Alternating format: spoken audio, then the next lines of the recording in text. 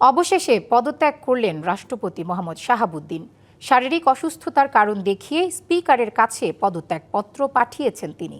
2023 সালের 24শে এপ্রিল আওয়ামী লীগ সরকারের সময় রাষ্ট্রপতি হওয়া মোহাম্মদ শাহাবুদ্দিনের মেয়াদ শেষ হওয়ার কথা 2028 সালের এপ্রিলে। 5 বছরের জন্য নিয়োগ পেলেও 3 বছর 3 মাস দায়িত্ব পালনের পর পদত্যাগ করলেন শাহাবুদ্দিন।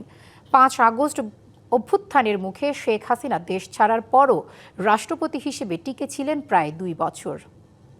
আমি আইন অনুযায়ী বাংলাদেশের রাষ্ট্রপতি 2023 সালের 24শে এপ্রিল দেশের 22তম রাষ্ট্রপতি হিসেবে দায়িত্ব পালন শুরু করেন দুর্নীতি দমন কমিশনের সাবেক কমিশনার মোহাম্মদ শাহাবুদ্দিন। তার দায়িত্ব নেওয়ার 1 বছর 3 মাস পরই আসে রক্তাক্ত 24।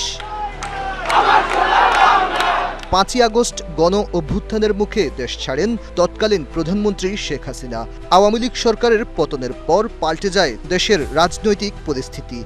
প্রধান উপদেষ্টার শপথ, এরপর সংসদ ভেঙে দেওয়া এবং অন্তর্বর্তী সরকার গঠনসহ রাজনৈতিক পালাবদলের গুরুত্বপূর্ণ কয়েকটি পর্যায়ে রাষ্ট্রপতির দায়িত্ব পালন করেন শাহাবুদ্দিন। গণ অভ্যুত্থানের পর রাষ্ট্রপতি মোহাম্মদ শাহাবুদ্দিনের অপসারণ চেয়েছিলেন ছাত্রনেতারা। তার পদত্যাগের দাবিতে বঙ্গভবন ঘেরাও সহ বিভিন্ন কর্মসূচি পালন করে জুলাই আন্দোলন কেন্দ্রিক বিভিন্ন সংগঠন। তবে ডক্টর মোহাম্মদ ইউনূসের নেতৃত্বাধীন অন্তর্বর্তী সরকার তাকে সরানোর কোনো উদ্যোগ নেয়নি, যদিও অন্তর্বর্তী সরকারের সময় অসম্মানিত হয়েছিলেন বলে রাষ্ট্রপতি এক সাক্ষাৎকারে জানিয়েছেন।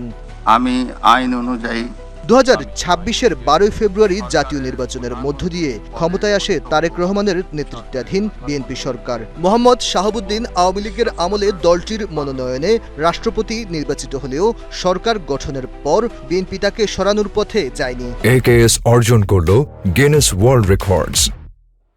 AKS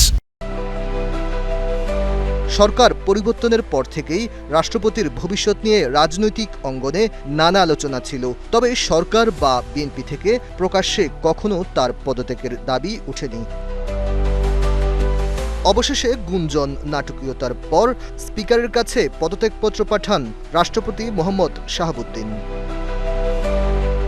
সংবিধানের 50-এর 3 অনুচ্ছেদ অনুযায়ী রাষ্ট্রপতি স্পিকারের উদ্দেশ্যে স্বাক্ষরযুক্ত পত্রের মাধ্যমে পদত্যাগ করতে পারেন। আর 54 অনুচ্ছেদে বলা হয়েছে, রাষ্ট্রপতির পদ শূন্য হলে কিংবা অনুপস্থিতি, অসুস্থতা বা অন্য কোনো কারণে তিনি দায়িত্ব পালনে অসমর্থ হলে নতুন রাষ্ট্রপতি নির্বাচন না হওয়া পর্যন্ত দায়িত্ব পালন করবেন স্পিকার।